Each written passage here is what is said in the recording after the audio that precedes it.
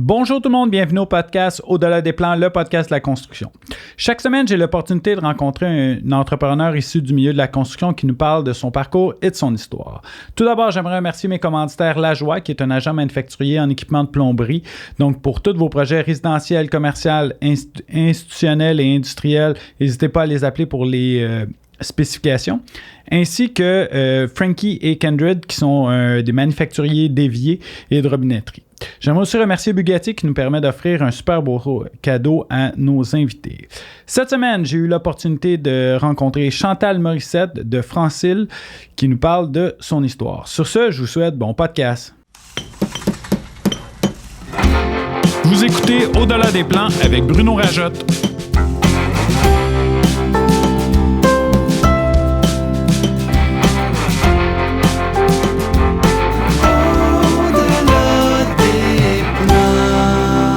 Le podcast de la construction. Salut Chantal, bienvenue au podcast Au-delà des plans. Merci de m'avoir reçu, Bruno, c'est super le fun. Merci à toi de te rendre disponible pour venir à nos micros. Pour de vrai, je t'en parlais un petit peu avant la rencontre.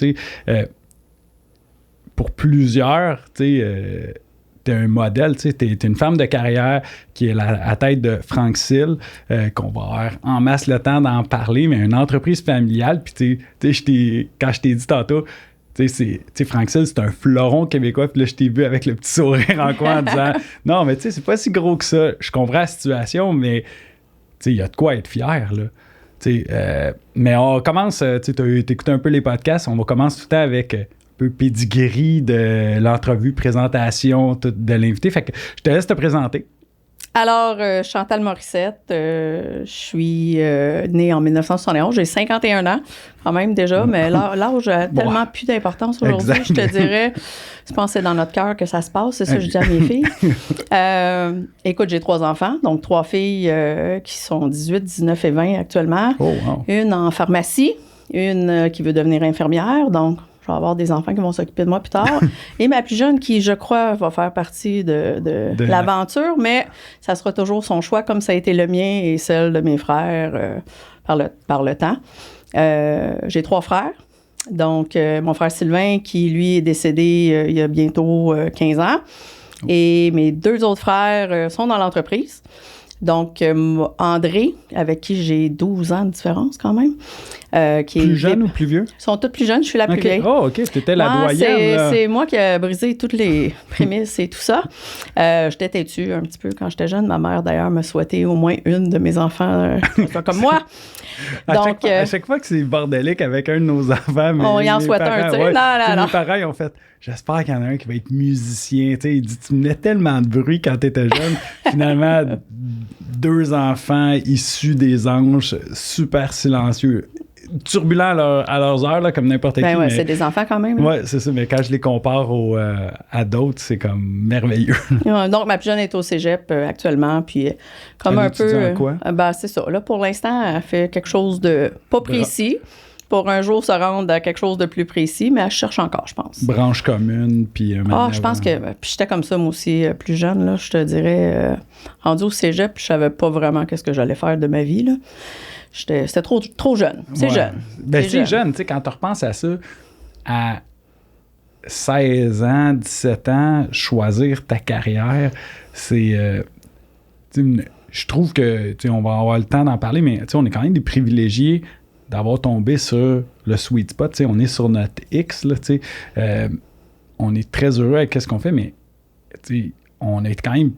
On a pris les bonnes décisions pour ça. C'est ça qui est... Je nous trouve un peu chanceux là-dedans, parce que... Puis là, je constate ça vraiment comme de la chance. Je crois pas beaucoup à la chance, mais ça, on a comme tiré des... Puis c'est avec les influences qu'on a eues un peu partout qu'on s'est rendu là. Oui, ben moi, je me considère chanceuse aussi. Il y en a beaucoup qui me disent le monde serait tenté de dire on le sait bien, c'est à ton père, ou on le sait bien. Moi, je me considère très chanceuse que mon père est né avant moi, c'est sûr. Aujourd'hui, on a une belle entreprise qui l'a bâtie avec ses frères. Fait que, est-ce que ça, je suis chanceuse d'avoir eu l'opportunité? Exact. Ben c'est clair. C'est sûr que je suis chanceuse d'avoir eu ça, là. Maintenant, le restant, ça m'appartient. Ouais, c'est ça. Mais j'étais chanceuse que l'opportunité était là, tu sais. Fait que mais même moi, là, je ne vais pas étudier bien longtemps. Là. J'étais une fille d'action, il fallait que ça bouge, mais j'ai pas travaillé chez Francil en sortant de l'école non plus. Oui, bien c'est ça. Là, on parlait de tes frères, on va revenir à tes études après, mais on parlait de tes frères. André, il est dans la Oui, il est dans l'entreprise. Il vient d'être nommé l'année dernière VP approvisionnement. OK. Donc, ça, c'est André qui a tous les achats avec moi. Tous les achats, principalement. Il y en a, surtout cette année, ça a été tout un défi. Donc, oui. Dormi à peine 25 heures cette année avec André, toutes les casse-têtes. André, ça fait longtemps qu'il est là. André, quand j'ai eu ma première, donc ça fait 20 ans, j'étais enceinte, puis là, je m'en allais en congé de mon premier congé de maternité, puis c'est André qui a pris la relève des achats que j'avais un peu débuté dans ce temps-là. Là. Donc, il a continué son chemin au niveau des achats dans son cas. François, mon frère François, lui, il n'était pas dans l'entreprise du tout. Il était biochimiste. Oh my God! Donc, oui, il travaillait... à des années-lumière. À des années-lumière. François, plus studieux. Là, on a 13 ans de différence, moi et François. Beaucoup plus studieux, beaucoup... tu sais, très bleu, là, très...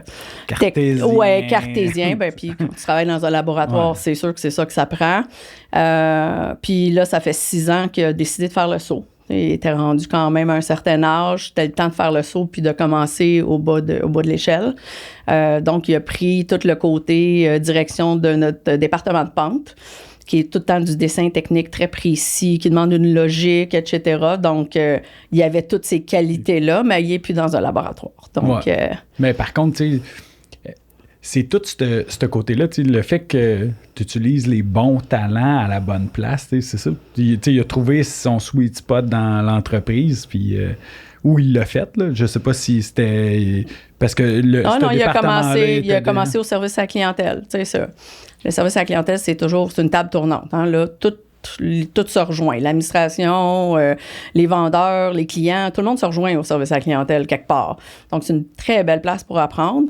Puis après ça, il a progressé là. Puis après, on a décidé de l'envoyer au niveau des pentes, puis apprendre toute cette technicalité-là. Il a étudié. François, tu lui dis, veux-tu aller prendre un cours? Pas de problème. François aime apprendre, aime étudier. Donc, il l'a fait. Fait que dessin technique, AutoCAD, tout ça, tout appris ça. Revit, toute la bébelle. Oui, définitivement. Fait que on était 4 enfants complètement différents. Donc, chacun nos couleurs, nos saveurs. Puis les études, tu disais, ça avait été plus difficile, tes études. ça a l'air de quoi après le secondaire? Bien, après le secondaire, je suis allée au cégep. Dans ce temps-là, on appelait ça sciences pures. Là. Aujourd'hui, ça s'appelle d'autres choses. Là, qui était puis tout ça. Fait que dans mon temps, c'était sciences pures, qui dirigeait vers n'importe quoi après, qui te donnait n'importe quelle porte. Fait que j'ai dit, bon, je vais aller là-dedans. Je te confirme que l'inconcret, c'est pas fait pour moi. Donc, ça n'a pas été très long. Je me suis redirigée en technique administrative. Et j'ai fait mon 3 ans de technique administrative. Puis je suis pas à l'université. J'avais vraiment besoin d'aller sur le terrain. Dans mon cas, j'apprends dans le concret, moi. J'apprends dans l'action. Puis après ça, est-ce que tu es embarqué tout de suite pour Francil? T'as-tu fait un stage? Pas du tout. J'appelle des stages ailleurs. Là. C'est comme juste une transition entre l'entreprise familiale. Non, Francil, c'est venu après. En fait, mon père voulait pas que je m'en vienne dans Francil du tout, là. Zéro. Puis je voulais pas non plus. Je pense que j'ai eu... Écoute, je me rappelle, là, puis j'avais 15 ans, mes premières jobs à temps partiel. Je travaillais à 3-4 places en même temps. Tu sais, j'aimais ça, là. Moi, ça bougeait. J'allais à l'école en même temps. Puis des fois, chez Francil, des fois à l'hôtel. Mon père, on avait des hôtels un petit peu partout. Tu sais, je prenais tous les corps de chiffres que tout le monde pouvait me donner, là, puis je faisais ça. Fait que quand je suis sortie de l'école, je voulais aller ailleurs. Puis mon père, c'était correct pour lui. Il voulait pas que je travaille dans l'industrie de la construction. Il trouvait que les hommes, c'était tough. C'était plus direct contracteur. Vraiment, tu sais... Mais je pense qu'il a oublié que j'avais 3 frères puis que j'ai été avec des gars. C'est ça, tu t'es battu toute ta vie pour ça. Mais c'est vrai que... Tu sais, on a effectué un podcast, c'est le premier qui a sorti de cette saison-ci. Puis c'est un podcast sur les femmes dans le milieu de la construction. On a pris 3 femmes de différents milieux. Donc, directement sur les chantiers professionnels, puis dans j'appelle trade, là, qui est comme tout ce qui est transactionnel représentant. Puis, tu sais, moi, une de mes craintes, ma fille Romy, elle a 10 ans, puis tu sais, des fois, on jase un petit peu de la business, puis tu sais, moi, je dis tout le temps, tout le monde me demande, puis ta job, moi, j'ai la plus belle job au monde, je joue au golf, je joue au golf, je vais au restaurant, je fais des voyages avec les clients. La réalité est autre. Moi, je retiens ça de ma job parce que c'est comme ça, je l'aime. T'sais, oui, j'ai mes troubles comme tout le monde, mais j'ai à aller sur des chantiers puis à négocier avec des entrepreneurs. Puis c'est une de mes grosses réflexions ces temps-ci parce que ma fille a dit « Wow, t'as le plus bel job au monde, c'est sûr c'est ça que je veux faire plus tard. » Puis ouais, c'est ça. Ben, elle connaît pas encore toutes les affaires, puis je veux qu'elle reste dans le monde de licorne, ça fait 10 ans. Puis l'idée, c'est que, je vois ça comme le milieu de la construction est tough, tu sais. C'est un milieu tough. Puis encore aussi, aujourd'hui, 2022, c'est un milieu difficile quand même pour les femmes. Il y a comme, sur 150 000 travailleurs, il y a seulement 2500 femmes, tu sais. Puis il y a des métiers où il n'y a pas de femmes. Tu dis, OK.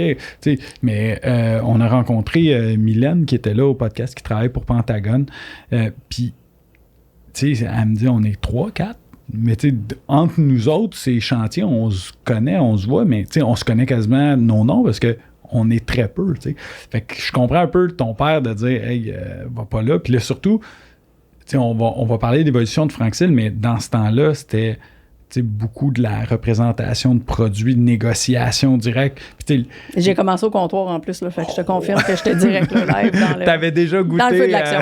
Au feu de l'action. Puis, en plus, moi, j'ai tant vu les gars de couvreurs, mettons les plombiers, ça peut être noble, les petits tuyaux, les gars sortent quasiment, il y a des jobs de plomberie, puis là, j'entends déjà des clients qui vont dire « Bruno, viens sur un de nos chantiers. » Non, mais tous les gars, je trouvais que moi, le métier, mettons, des couvreurs, était un métier où faut être fort, puis c'est beaucoup de testostérone que j'appelle, là, fait que c'est sûr que t'envoyer dans ça devait y faire peur déjà, mais c'est bon qu'il y ait eu cette réflexion-là, pareil, de se questionner à cet effet-là. Là. Exact. Fait que non, je suis sortie de l'école, j'ai envoyé des CV at large, vraiment. Je m'étais fait une petite lettre qui disait je vous offre une semaine gratuite, essayez, goûter ou whatever. T'étais déjà dans la promotion. J'étais déjà... comment je peux être différente? En fait, c'est toujours un peu ça. Ouais. Je veux dire, le monde des CV, il en recevait. Dans ce temps-là, il en recevait. Aujourd'hui, on n'en reçoit pas, mais dans ce temps-là... By the way, on serait intéressant à en recevoir. Non,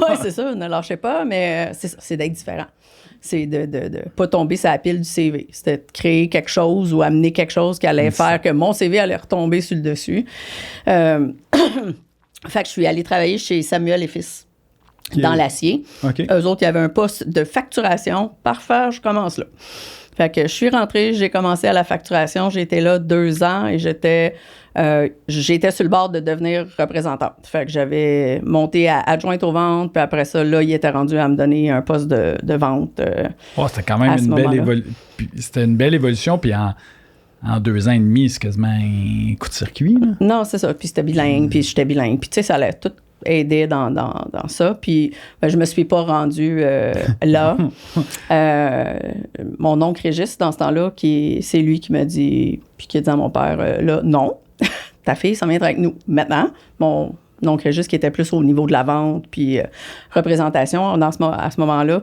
Fait que c'est lui qui m'a dit, là, tu s'en viens avec nous autres.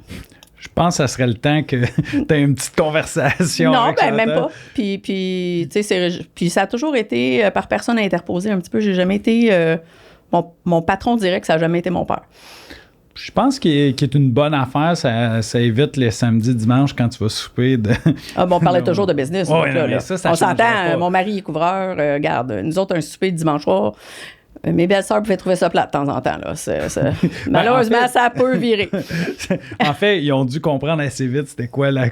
Non, exact. Fait que, mais c'est ça. Je pense que c'est là, puis c'est probablement ça qui a fait que j'ai pu bien évoluer. T'es pas dans la relation paternelle. Exact. Même si c'est ton... Fait qu'il fallait que je connaisse. J'ai connu d'autres patrons. Là, j'ai eu plein d'autres jobs. Là, fait que... Ben aussi, il y a toute la... Je sais pas si, sûrement qu'il devait avoir ça, il y a quand même une pression, quand c'est quand c'est ton père qui est là, tu veux pas tu sais, il y a une certaine pression non avouée qui peut... il y a une pression, mais dans mon cas, d'avoir été direct, on aurait été peut-être plus souvent. Tu sais, plus jeune, j'étais plus coquée, mettons, ou on aurait été plus en confrontation. Parce que là, c'était dans le défi. Mais oui, il y avait une pression de performance. Mais je ne suis pas sûre que je me la mettais nécessairement pour mon père. Mais j'aurais jamais voulu que quelqu'un dise à mon père, ta fille se traîne les pieds, là. Ah non, jamais. Mais déjà dans moi, peu importe le poste que j'ai occupé, c'était toujours... Tu sais, je plaçais des cassettes vidéo, puis je me donnais des défis pour aller plus vite, là. Tu sais, je veux dire, c'est comme... Tu sais, j'ai toujours été de même. J'aime ça, la performance. Puis de dépasser, en fait, peut-être plus. Sortir un peu du... C'est ça, tu sais, de rester dans le positif, puis dire, OK, c'est pas plate de placer les cassettes, c'est... Go. J'ai travaillé chez Octofruit dans ce temps-là. Je sais même pas si ça existe encore. Oui, je pense qu'il y en a un à Terrebonne encore. Fait qu'ils m'ont donné une liste de codes. La fille me donne une liste de codes. Elle dit, je suis même pas engagée encore là. Elle me dit juste, pratique-toi, puis reviens me voir, me dire si je te prends, tu sais. J'ai appris tous les codes. Elle me fait faire le tour du magasin, j'ai collé les codes, là. Faites comme, OK, c'est beau, tu commences demain, là. Personne n'avait appris le code des bananes 1001, là. Tu sais, je veux dire. Le fait, c'est qu'aujourd'hui, je me rappelle du code 1001, 353, c'était. Fait que, tu sais, c'était. C'est ça. Je pense que c'est toujours d'essayer de sortir d'une certaine zone. Puis c'est un peu ce que j'ai toujours essayé de faire malgré mes craintes. Puis c'est ce que je dis souvent aux filles dans notre équipe, parce qu'on l'a fait avec les filles de notre équipe aussi. Mais tu sais, de grandir, c'est en dehors de ta zone de confort. Si t'es confortable, tu pourras pas grandir. C'est en dehors des petites plates-bandes. Donc, Exact. Moi, ça m'a pris du temps à comprendre ça parce que, en fait, de façon inconsciente, dès que je commençais à être confortable dans des pantoufles, je fallait switch de job. Puis là, j'étais comme... À un moment donné, quelqu'un il me dit, ben là, puis c'est encore un gag aujourd'hui, tu sais, il dit aux 2 ans, 3 ans, tu changes de job ou tu crées une nouvelle compagnie, tu vends au bout de 3 ans. Puis là, c'est là que j'ai fait, ouais. Puis j'ai eu une réflexion, puis justement, tu sais, quand tu commences à être bien, moi, ce qui me dérile, c'est d'évoluer, tu sais, d'essayer des nouvelles choses. Le podcast en est un nouveau, de monter, d'être dans d'autres domaines, des nouvelles expertises. Puis je me rendais compte de ça, c'est quand j'étais bien. Là, j'avais comme plus de fun. Je trouvais que je tournais en rond parce que justement, j'évoluais pas. T'sais. Fait que non, ben ça, c'est un trait commun des entrepreneurs qu'on veut tout le temps. Je veux pas dire améliorer, mais qu'on veut tout le temps évoluer. Parce que je crois que tout le monde veut s'améliorer dans la vie. Là. C'est bien rare que quelqu'un fait ça, c'est le meilleur de moi, puis ça sera tout le temps ça le meilleur de moi. Je pense qu'on peut tout évoluer là-dedans. Là. Exact. Oui, définitivement. Puis là, t'arrives, c'est dans quelle année peut-être? En 1995, j'ai commencé. 95? Ouais. Puis là, Franxil était où? Ça, ben, on peut parler un peu de Franxil, c'est une compagnie... on est distributeur de matériaux de construction puis manufacturier de polystyrène expansé. Donc, ça a été fondé en 1982. On est 40 ans cette année. On célèbre. Donc, d'ailleurs, une des premières employées qui a commencé le 21 septembre 1982... est encore avec nous autres. C'est ma VP Finance et Légale. Wow! Donc, Attends un petit peu. Elle a commencé avec vous autres au début de la compagnie? Oui. En fait, elle a commencé avec mon père parce qu'elle a travaillé avec mon père. Mon père était Radio Shack avant de partir, tout ça. Là. On était à Québec dans ce temps-là. Puis, lui, il a parti Francil. On habitait encore à Québec. Alain Clavel, c'était le premier employé avant même que mon père soit revenu de Québec. Après ça, il y avait Alain Clavel, Maurice Tremble, qui était le chauffeur de camion. Puis, il y avait mon père qui est rentré dans le bureau. Shirley, après, ça, c'était les 4 du départ. Puis Shirley, c'est elle qui est encore là. Shirley, elle a commencé à travailler avec mon père à 16 ans. Puis, quand mon père a parti Francil, il l'a appelé une fois qu'on a été installé à Montréal, puis il a dit « Tu t'en viens? » Et fait que Shirley, Francil n'a aucun secret pour elle dans tous les petits raccoins. Exact. Elle connaît, c'est l'historienne de Francil. On l'appelle notre doyenne avec fierté parce que dans le fond, elle a célébré son 40 ans. Puis elle est encore très active, très en forme. Moi, je lui dis toujours, à chaque année, je dis qu'il reste encore 10 ans. Donc, on voudrait toutes les meilleures. Mais imagine la chance quand même, encore une fois, que j'ai d'avoir cette partenaire-là, VP Finance, qui est encore là, qui est encore active, qui veut encore, qui est toujours aussi engagée. Je veux dire, un joyau pour moi. Ouais, je suis quand même chanceuse d'avoir encore Shirley qui est avec nous autres, Luc Jutra qui était le président entre mon père et moi, qui est encore là à 4 jours semaine, il participe toujours, il est encore engagé envers Francile, il veut qu'on réussisse, puis mon père, il est encore vivant, qui m'appelle à tous les jours me dire « Va à ta maison ». Donc... c'est ça. Il est non officiellement plus actionnaire de la business, mais... Il est encore sur le conseil d'administration. Oui, c'est ça. Puis...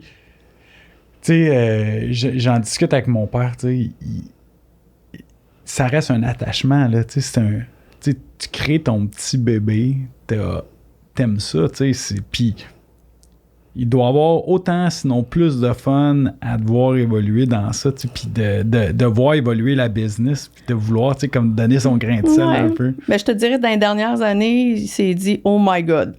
Ouais, ben parce que là... Alors, on était... Écoute, ce qu'on a vécu d'un point de vue ressources humaines dans les 3 dernières années et tout ce qu'on vit actuellement, c'était très différent dans le temps de mon père, là. C'était...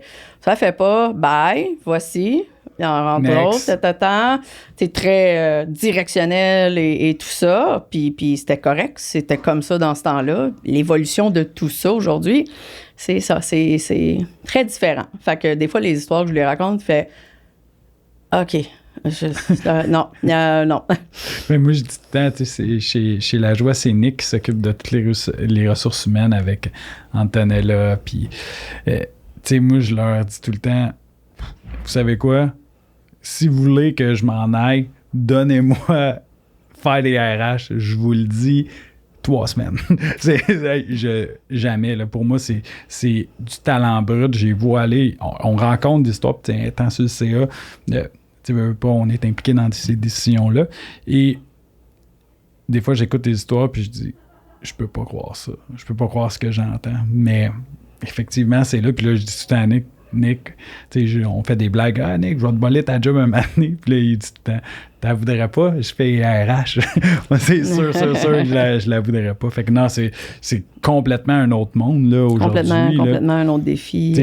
Puis, on va en parler tantôt, parce que je veux qu'on en reparle, justement, de l'évolution de Francile, avec la fabrication et tout ça. Puis, nous autres, on est représentants, on n'est pas fabricants, tu sais. On a eu des méga enjeux là, de main-d'œuvre. Vous autres, en plus d'avoir des enjeux de représentants, puis tout ça, vous avez vu tous les enjeux de fabrication qui impactent directement, parce qu'un feed l'autre. Là. Fait que ça a dû être rock'n'roll. Des solutions. Il y a toujours juste des solutions. On est tout le temps en mode solution. Il faut le voir de cette façon-là. Même dans le négatif, il faut trouver la petite once de positif, mais il faut trouver. Mais, tu sais, comment vous avez abordé ça? Parce que, tu sais, quand ça s'est arrivé, là, tu sais, il y a eu... De lequel ça, tu veux parler? La pandémie, là. Quand la pandémie est arrivée, là... Ouais. Le jour J, là, le fameux jour J. Où tout a été fermé pendant... Mm-hmm. Mais là, tu sais, de votre côté, tu sais, mettons, nous autres représentants, OK, tout le monde travaille de la maison. Mais la fabrication, vous ne pouvez pas travailler de la maison. Bien, en fait, tout était fermé, là, rappelle-toi. Exact. C'était le jour J, tout était fermé, là. On pouvait quasiment... On se promènerait plus. Sortir, là. Moi, j'étais à l'usine cette journée-là. Mon bureau est au siège social, mais j'étais à l'usine cette journée-là. Ils ont annoncé à 1h. Puis à 4h, j'étais revenue à l'usine. J'avais déjà parlé au conseil d'administration. Puis on a dit à tous nos employés, je les ai rencontrés en groupe, en équipe. Inquiétez-vous pas, vous allez avoir une paye demain matin. On va s'arranger, on va trouver une solution. Dans ce temps-là, il n'y avait même pas eu les subventions, c'était même pas arrivé. On avait trouvé un autre moyen de solutionner ça avec tous nos employés. Fait qu'il n'y a pas personne qui a manqué une paye, qui a manqué d'argent pour nourrir sa famille le lendemain matin, ça c'est sûr. Puis écoute, c'était vraiment l'hécatombe. Honnêtement, je pouvais comprendre. Là. C'est jamais vu pour personne. Là. Aucun livre d'instruction. Mais dans nos valeurs à nous autres, c'était de s'occuper de notre monde puis de notre famille. Puis c'est ça qu'on a fait live en dedans de 3 heures, c'était décidé. Tu sais, les gens, les employés, pour eux autres, là, ça a dû être...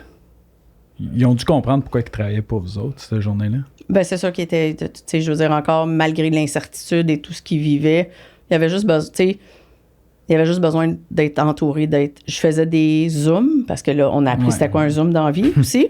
Je faisais des Zooms à tous les jours. On a des employés dans notre usine qui n'avaient même pas un téléphone cellulaire. On leur a prêté un téléphone cellulaire pour qu'ils puissent embarquer dans un Zoom. Fait qu'on a des Zooms à 200 quelques personnes à tous les jours. Moi, si le gars parlait l'après-midi ou le lendemain matin, j'étais sur un Zoom. Parce que là, c'était à ce point critique. À un moment donné, ça s'est étiré, là. Puis là, je me souviens de la première semaine, nous aussi, chez La Joie, on a fait ça. Puis, à un moment donné, je dis, tu sais, on sidulait. Bon, le gars parle ça le matin, là, quand on se parlait, tu sais, notre 10-minute talk, que j'appelle le matin. Tu sais, on s'appelle, ouais, OK, c'est quoi dans la journée? Là, c'était à quelle heure le point de le go? Point de presse, c'est à 1h ou c'est à 4h? 4h, mauvaise nouvelle, à 1h. Fait qu'on va le mettre le lendemain. Fait que là, je fais, non, ben, nous autres, quand c'était mauvaise nouvelle, on calait tout le monde pour 5 heures. Pour voici. Mais tu sais, comme dirigeant d'entreprise, tu l'as dit, j'ai rencontré le CA, en 3 ans, on a décidé ça.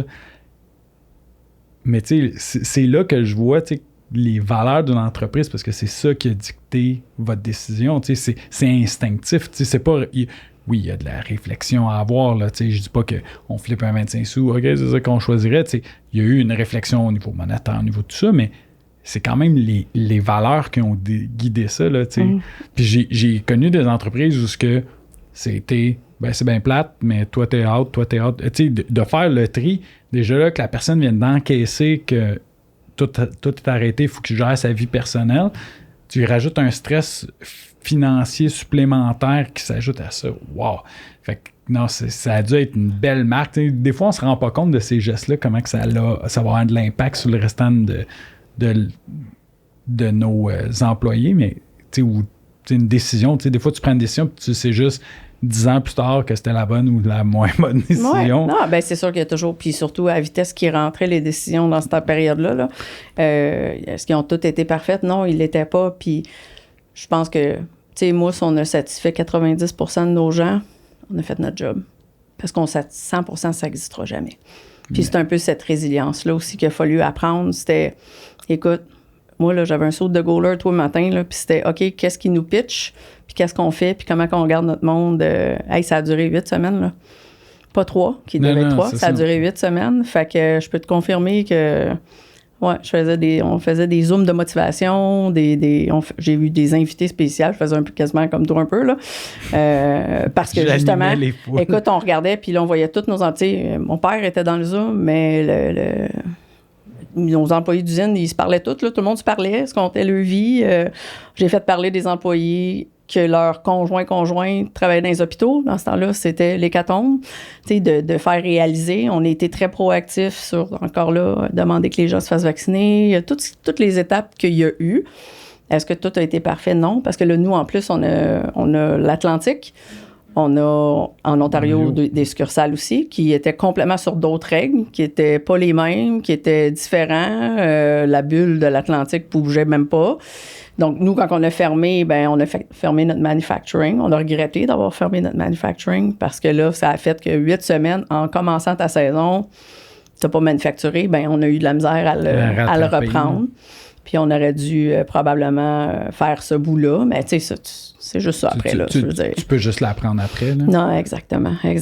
Mais je pense qu'en général, puis tu sais, on a des gens qui, eux, pouvaient travailler de la maison, donc nos employés administratifs, il n'y avait pas beaucoup d'actions, mais si on avait besoin que quelqu'un fasse de quoi, il fallait qu'il le fasse, tu sais. Fait que... Si on en revient sur le parcours de Franxel, ton père, quand il a créé Franxel, il était tout seul? Il était avec ses frères. Avec ses frères? Oui, qui sont venus le rejoindre un petit peu plus tard en 86, mais ça faisait partie un peu du thinking de tout ça, d'avoir un distributeur de matériaux. Là. Dans ce temps-là, je pense qu'il y avait juste... Ils ont commencé avec les tuiles Europe. Là, c'était la seule ligne qu'il y avait. Puis c'était à Saint-Léonard, 86-50 du Creusot à Saint-Léonard. En fait, il a été, je pense, 3 mois sur la Frenette. Ça n'a pas été très long. Ils ont switché de building. Puis, comme je te dis, il était 4 employés. Là. Fait que le chiffre d'affaires la première année, c'était 2 millions. Qui est quand même... bon, si on se remet en 82, tu sais, où c'est comme 2 millions, c'est comme wow, là. Puis avec Europe, tu sais, les tuiles, c'était c'est quand même beau, là, 2 millions, il n'y avait pas autant de construction qu'on mais ça n'a pas été... je pense que c'est même pas là-dedans qu'ils ont réussi à... On l'a même pas eu longtemps, cette ligne-là, je pense. Là, fait que... Puis après ça, c'est quoi qui est arrivé? Parce que, est-ce que vous avez... Là, il y a eu le bureau à Saint-Léonard. Puis après ça, vous avez décidé de bouger à Terrebonne en 86? En 86, c'était la construction de l'usine. Donc, qui a été le projet. Tout, à part de ça, ça a tout grossi à même 86-50 du Creusot, qui est encore un point de vente aujourd'hui, là. Mais après, c'était l'usine, la prochaine grosse étape là, de Francil. Puis c'était tout de suite fabrication. Oui. C'était quoi le raisonnement? Parce que, tu sais, on part, tu sais, 4 ans, aujourd'hui, 4 ans, c'est un clin d'œil, là, c'est ça. C'est hier. Puis, mais tu sais, on part de quand même des beaux chiffres en représentation.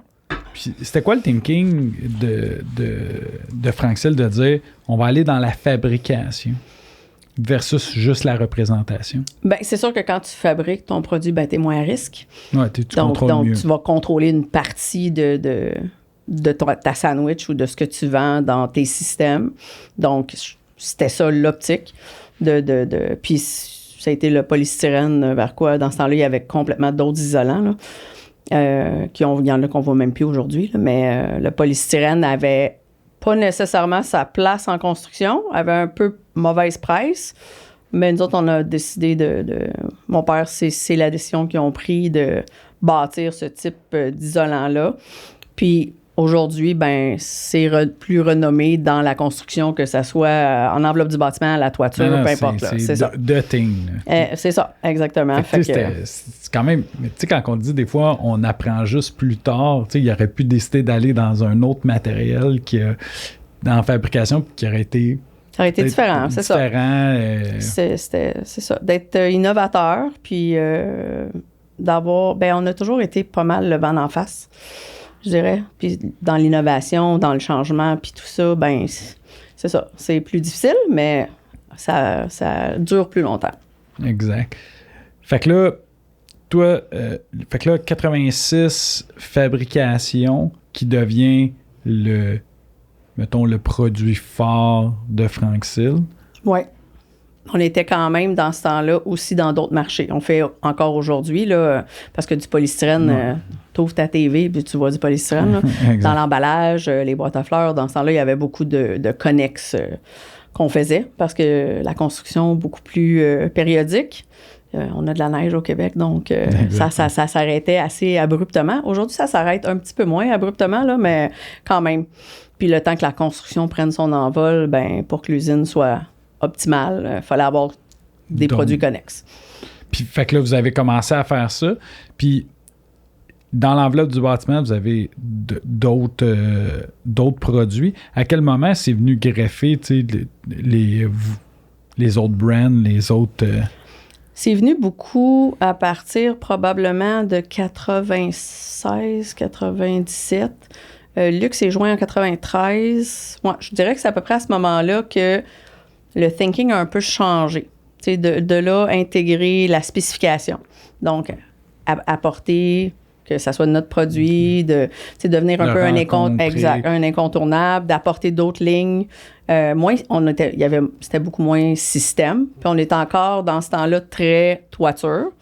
Tu sais, Francil, c'est né dans toiture, là. Donc, la toiture a toujours pris une plus grosse part de notre business.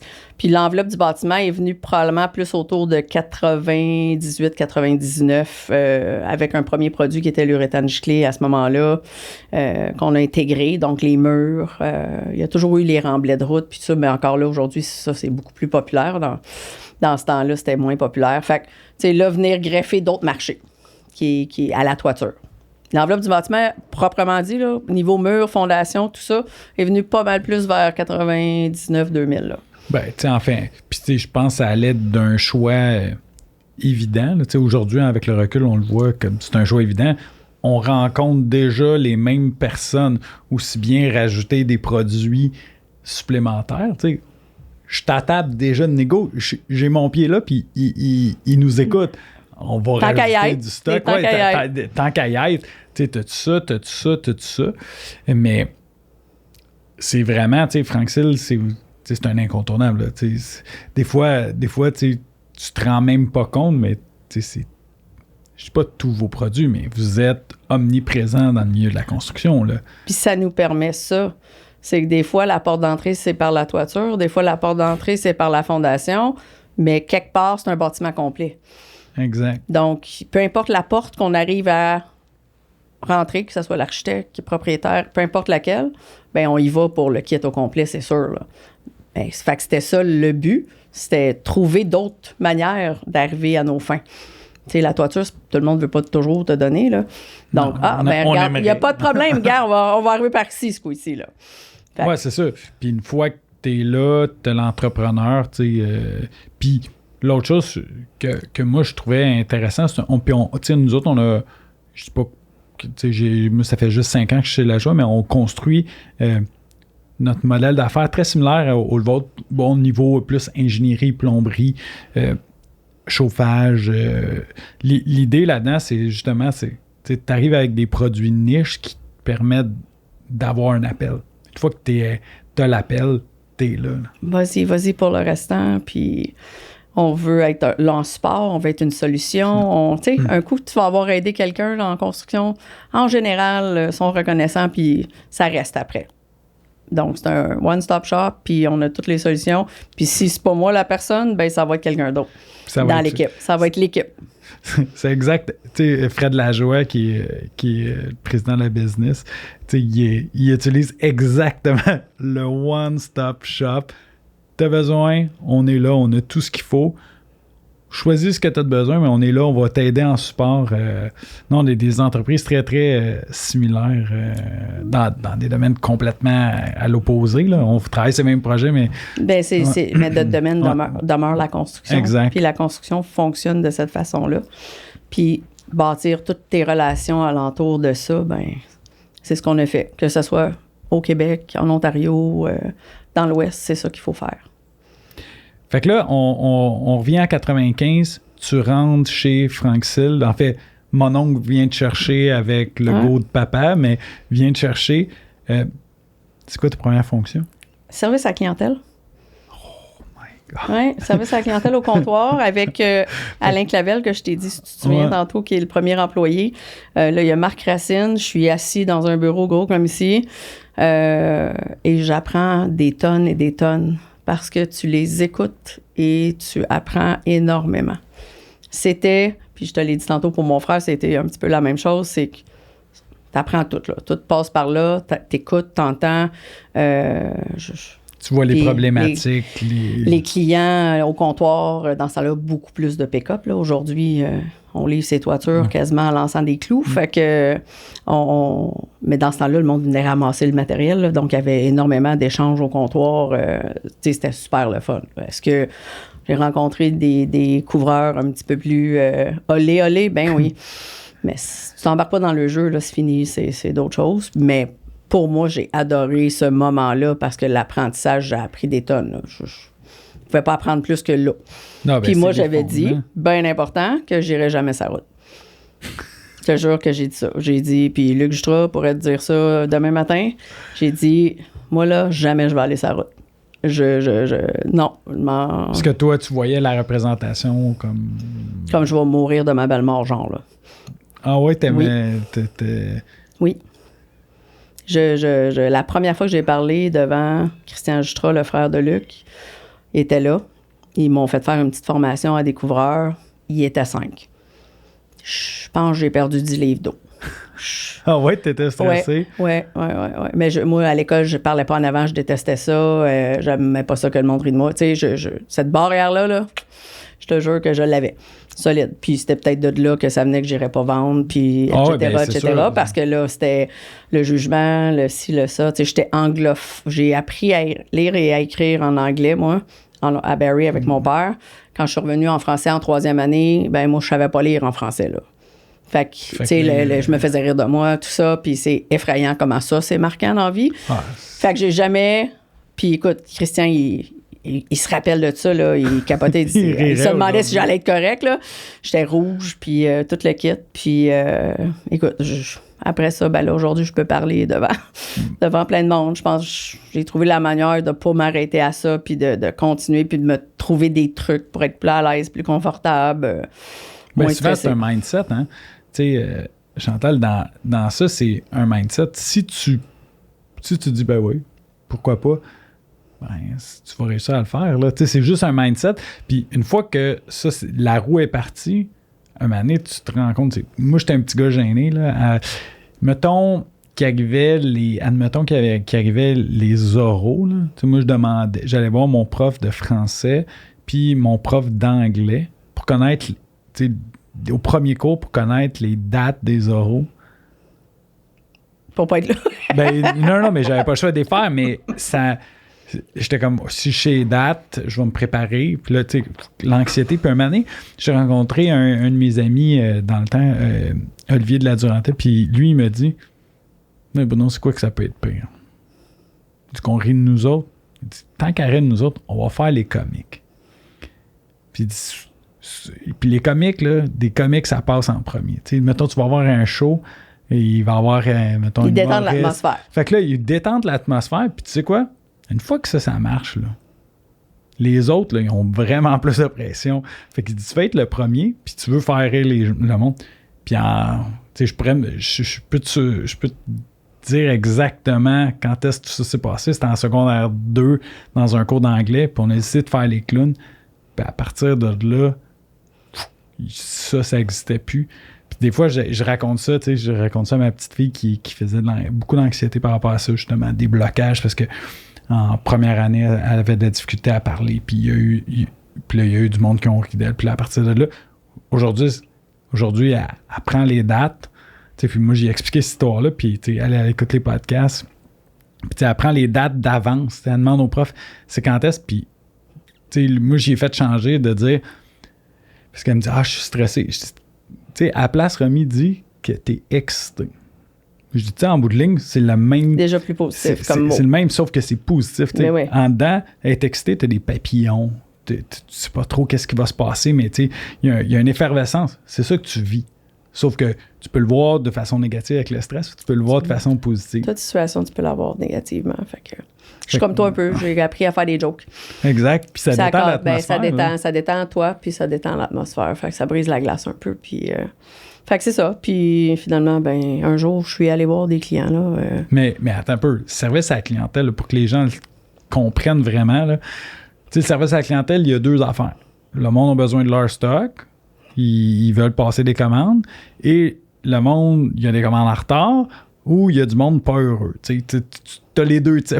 Fait que, c'est quand même un chemin assez rock'n'roll parce que autant que tu as appris beaucoup, tu as appris aussi tous les caractères de votre clientèle. Là. Ouais, t'apprends, je pense que ça vient de là aussi un petit peu, t'apprends à gérer la situation qui arrive. Là. Je veux dire, là, tu te lèves le matin, tu sais c'est quoi tes tâches, mais qu'est-ce que tu vas avoir à gérer? Ça va être la surprise, choix du chef aujourd'hui, là, puis tu passes à travers, puis je pense qu'il faut juste pas que tu t'énerves, là.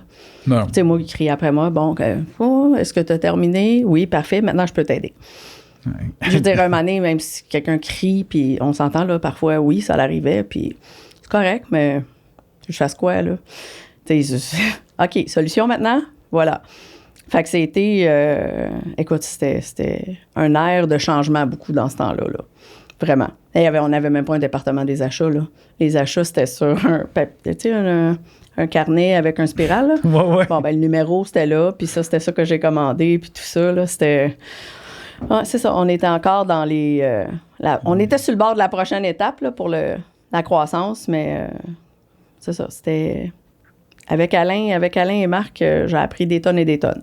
Oui, c'est ça, c'est 2 encyclopédies qui je pense que ce qui m'a mis à l'aise d'aller voir des clients, c'est qu'on a appris à se connaître au téléphone. Aller voir quelqu'un, tu as l'impression que tu le connais déjà. Très différent. Cold call, très différent pour moi. Cold call, ça aurait vraiment pas été dans tes cordes. Dans mes grandes cordes, vraiment, là. Mais être capable d'aller voir des clients, puis m'asseoir, puis tout ça, oui. Après que j'ai brisé la glace. Ou qu'il y a quelqu'un a brisé la glace, en tout cas. Oui, juste, tu sais, des fois, tu as juste besoin que quelqu'un ait ouvert la porte pour t'aider à la franchir. Là. Fait que tu vois, je m'étais créé une barrière complètement inutilement. qu'elle a tombé, mais que souvent le monde font, là. Oui, bien, la majorité des gens, tu sais, je me souviens plus exactement du proverbe, mais tu sais, ils disent que les seules limites que tu as sont ceux que tu te crées. Mm-hmm. C'est toi qui gères quelle attitude tu vas avoir, comment tu vas regarder telle situation, etc. Si tu décides que c'est négatif puis c'est non, ben c'est ça qui va arriver, là, je veux dire. Ben, pas le choix. Ton mindset va en sens que ça va être non, tu sais. C'est sûr. Donc, non, c'est... Puis, tu sais, en vente, c'est l'affaire primordiale. Il faut que tu crois jusqu'à la fin. Oui, ça, c'est le bout de t'oublier de dire à tes enfants. Oui, ils vont apprendre. Que de temps en temps, là, bon, ben, t'as une bonne petite claque, puis il faut que tu y retournes, puis tout le monde est beau, tout le monde est fin. Exact. Mais c'est ça le challenge. Moi, c'est ça que je trouvais de la vente. C'est ça. C'est parfait, get hit, t'es à terre, on se relève le lendemain, c'est reparti, là. Il faut que tu changes d'attitude immédiatement, là. Tu peux pas garder cette attitude-là pour aller voir le prochain, là. C'est sûr que tu vendras pas. Mais puis là, ben, quelqu'un qui te dit non, c'est là que tu as du plaisir. C'est là qu'il faut que tu trouves comment. Pas toujours facile, là. Non, oublie ça. C'est le bout que tu oubliais de dire, là. Ben, en fait, c'est... Tu sais, j'en parle souvent, quand t'es inconscient de cette bébelle-là, tu sais, je fais souvent des allusions, tu sais, j'ai un des amis à mon petit gars qui est... Tu sais, il a la peau noire, tu sais, puis tu vas comprendre un peu où est-ce que je m'en vais, tu sais, là, il me parle d'Ahmed, tu sais, fait que là, je le vois, là, je reviens dans l'auto, je dis « Hey, Maddox, tu sais, Ahmed, il a la peau noire. » Puis là, mon petit gars, mais rien. Ben non. Puis là, j'ai dit « Ben oui, Ahmed a la peau noire. » J'ai aucune idée. Là, tu sais, il est inconscient de ça. Mais c'est un peu ça, tu sais, dans la vente. Quand tu es inconscient qui va te dire non, ben bizarrement, ça fonctionne. Ça s'arrête pas là. Tu sais, c'est ça. Quand c'est même pas une prémisse, puis tu te dis non. Ça n'existe pas, cette situation-là. Fait que là, tu focuses juste sur la situation qui va arriver. Fait que, tu sais, un peu... Je pense que la vente, c'est les gens, ils ont ça naturellement un peu dans eux, puis faut que t'aimes ça. Exact. C'est... Des fois, avec mon service à la clientèle, tu sais, j'ai un de mes collègues, Marc-André Auclair, tu sais, puis il va rire quand il va entendre ça dans le podcast. Il n'aime pas ça être nommé, probablement. Lui, il est low profile, tout ça. Puis, mais tu sais, lui, un moment donné, moi, je dis « Hey, man, t'es tellement bon. » Tu sais, il est directeur, je pense, du service à la clientèle.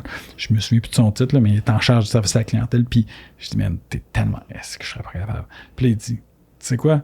Moi, là, partir, aller jouer au golf, pendant 4 heures, jaser avec des clients. Après ça, aller souper avec ces mêmes clients-là ou repartir puis aller à un autre souper, faire du développement des affaires. Il dit, man, moi, j'ai aucune idée comment tu fais ça. Puis là, c'est là que tu fais. Tu sais, quand c'est des forces puis c'est inné dans toi, tu t'en rends pas compte puis tu franchis ça. C'est pour ça que tu es une équipe. Exact. Tu sais, moi, nos clients, là, ils passent par tous nos postes. La facturation, tout le monde touche à notre client. Mais avec les forces qu'ils ont, puis pour garder notre client en bout de ligne. Fait que c'est juste de mettre les personnes puis qu'on se sente bien dans ce qu'on fait. Donc, ça, c'est priorité numéro 1. Si on n'a pas de client, de toute façon, on n'a pas de business. Tantôt, tu parlais, bon, le choix s'en va, rep sur la route. Fait que là, tu switches. Je suis même pas devenue rep sur la route. Je suis allée voir des clients. J'étais encore au service à la clientèle, mais j'étais allée régler les situations A, B, C, mais avec mon auto. Je suis allée m'asseoir. Le premier client que je suis allée voir, vraiment sorti, puis il va se reconnaître. Joseph Raymond, dans ce temps-là, à Blainville. Puis de toiture... aujourd'hui, Pentagone. Ouais, Pentagone. Ben oui, exactement. Que c'est ses fils qui sont avec aussi ma famille. Puis, tu sais, je vais toujours... Tu sais, c'est comme... Tu sais, ces étapes-là que quand tu as sorti de la zone de confort puis que tu as fait « j'y vais », ben je me rappelle encore de ses bureaux, que je suis rentrée, puis tu sais, il était super fin, super accueillant, parce qu'on se parlait tellement souvent au téléphone, puis on avait développé une relation. Fait que c'est sûr qu'il m'a bien accueilli, là. C'est pour ça que je te dis, c'était déjà entamé, cette relation-là, donc, mais je vais toujours me rappeler de ça, parce que c'était mon premier call. Ma première fois que j'allais rencontrer un client en personne, tu sais. C'est quelque chose pareil, tu sais, comment que c'est... toutes ces étapes-là marquantes de de sortir de ta zone de confort. Puis là, tu tombes service à la clientèle, un pied dans la vente, un pied dans le service à la clientèle. À quel moment tu fais « Bon, mais là, moi, je m'en vais sur la route officiellement ». Je suis pas allée sur la route du tout. T'as tout le temps resté entre les deux? J'ai toujours été les deux. J'ai développé... après, j'ai développé le département des achats. Ça, je te disais tantôt. On est en... Mettons, ma fille est née en 2001. Là, fait qu'on est en 99, mettons. 99, 2000. Là, moi, j'ai commencé à développer un département des achats. Donc, vraiment, une centralisation, l'information, c'est devenu tout informatique dans notre ERP et tout ça, qu'on n'avait pas, là. C'était fait avec le Rolex, là. Puis ça, oui, exactement. J'avais déjà commencé un peu un système de suivi de projet aussi par la bande. Fait que je touchais un peu encore à tout, mais tu sais, quand la business est en croissance comme ça, c'est ça qui arrive. C'est que là, tout le monde prend un petit bout de tout, puis on avance de même. Bon, là, j'ai tombé enceinte, j'ai eu ma première fille, j'ai pris un congé de maternité d'à peu près 8 jours. Ouais, c'est ça. Ça, j'aimerais ça qu'on aborde ça parce que, comme entrepreneur, je regarde, aujourd'hui, les nouvelles mamans partent un an. Comme entrepreneur, je pense que c'est l'équilibre entre ça. Moi, je suis partie, j'ai été obligée d'arrêter parce que je faisais de la prééclampsie, donc ils m'ont rentré à l'hôpital. J'ai fait 10 jours, je pense, avant qu'ils m'accouchent. Ma fille est prématurée, donc je suis beaucoup à l'hôpital, donc je te niaisais avec mon 8 jours, mais j'ai pas arrêté tant longtemps. Là. Un coup qu'elle est sortie, un est prématuré, elle fait juste dormir. Écoute, je l'amenais au bureau, je m'assoyais. Bon, là, Luc, je revenais dans mon mais là, André avait commencé. J'ai formé André à l'hôpital parce que là, j'étais déjà rendue là. Fait que je l'ai formé aux achats. Puis moi, je revenais après en tant que directrice des ventes, qu'on avait 0. Donc, c'est là que là, j'ai commencé à faire un petit peu plus de ventes, gérer quelques vendeurs sur la route. Mais 2 secondes. Attends, il y a quelque chose. Tu tombes directrice des ventes. Ouais. Peut-être c'est juste moi, là, mais je suis pas mal sûr qu'il y en a qui vont faire. Attends un peu. Reviens de congé de maternité où tu fais des achats, puis les achats, pour ceux qui savent pas comment que ça se marche, c'est très l'autre bout du bâton. Clérical. Tu parles à tes fournisseurs, tu parles à tes achats, les ventes, tu essaies de coordonner qu'est-ce qui s'en vient, ou ce que tu es très, très, très dans ta bulle.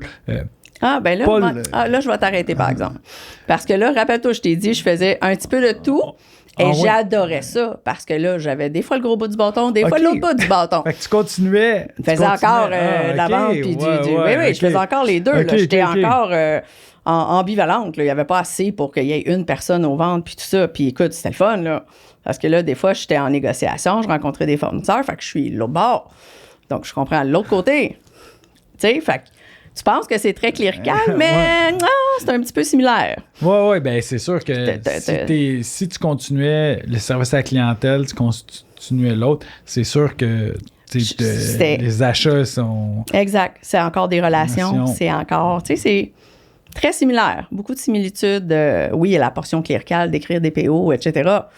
Mais il faut que tu négocies. Il faut, tu sais, c'est trouver le mieux, puis d'être, comme je te dis, de l'autre côté de la médaille. Fait que ça l'aide quand tu veux aussi vendre de l'autre côté après, là. Exact. Puis, tu as l'information directe de ce qui s'en vient. Non, les clients m'ont sûrement aidé à négocier. J'ai appris à négocier d'eux autres. Autant les clients t'ont aidé à négocier, autant que tes fournisseurs t'ont permis de closer des... Oui, exactement. Des approches ou comment... C'est tous des outils qui sont pratiques tantôt, là, que tu vas te servir quelque part, peu importe, là.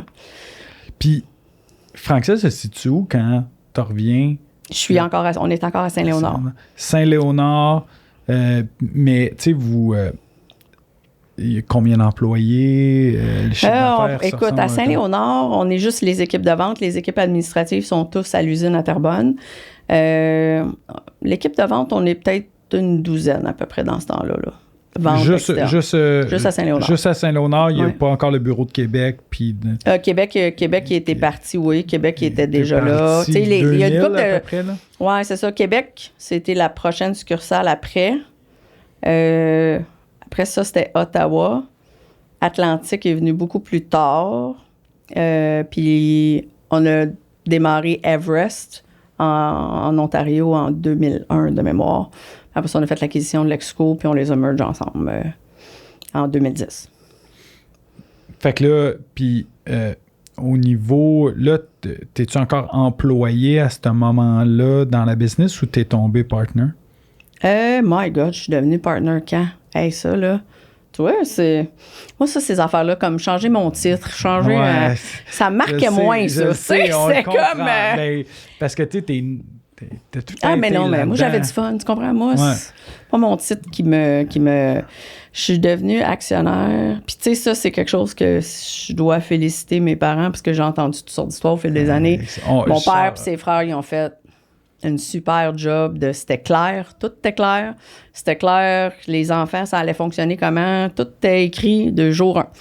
Donc, tu sais, ça a toujours été, il fallait que je sois rendu dans un poste X, puis là, j'avais le droit d'avoir 30% maximum des actions de mon père. That's it. Wow, hey, ça, c'est dans les années 2000, fait qu'il y avait déjà... Mon père, en 1986, la convention d'actionnaire était écrite. Et on l'a encore aujourd'hui, c'est la même. C'est assez incroyable parce que c'est un précurseur là-dedans. Je regarde, on parlait de... Tantôt, j'étais avec Daniel Robert de Colestat, puis il me dit, une des erreurs qu'on a fait, c'est les associés ont vendu leur action trop tard, qui a mis un frein un peu à certaines innovations qu'on aurait pu apporter. T'sais. Puis il dit, on le voit aujourd'hui avec le recul.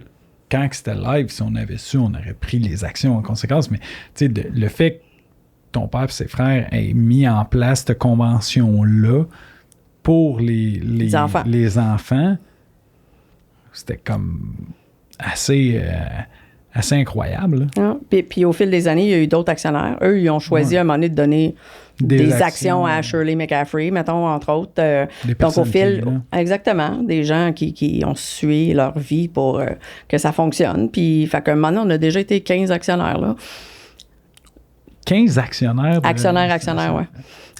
Aujourd'hui, on est 6 actionnaires actifs. Ouais, c'est ça, c'est comme ça. Quand faut que tu loues la moitié du Centre Bell pour faire un CA. Non, c'est ça. Il y avait de l'action. Ben, tu sais, en général, puis encore là, très chanceux, ça nous a été donné. Tu sais, ça nous a été... mon père et ses frères, ils étaient encore sur le CA. Bon, ils parlaient. On passe au vote. C'était pas très complexe, là. C'était... Oui. Fait que, tu sais, parce qu'il y avait un respect immense, tu fais te donner des actions, là. Je sais pas, moi, je dis merci à la vie, puis je suis respectueuse. Dans ce temps-là, là. Ben oui, puis c'est fou parce que ça aurait pu, tu sais, avec le terme, tu sais, des fois, il y en a qui, justement, Daniel disait, tu sais, je suis arrivé que fallait que je les achète, les actions. Je suis arrivé un moment à un âge où je me suis dit, je peux plus les acheter. Je vais voir quand, tu sais, le retour. Fait que, tu sais, le fait qu'il ait été donné, c'est très, très beau. Puis c'est un bel héritage, tu sais, de transmettre ça à ses enfants. Parce que eux, tu sais, le thinking en arrière de ça, ils voulaient que la business reste dans la famille.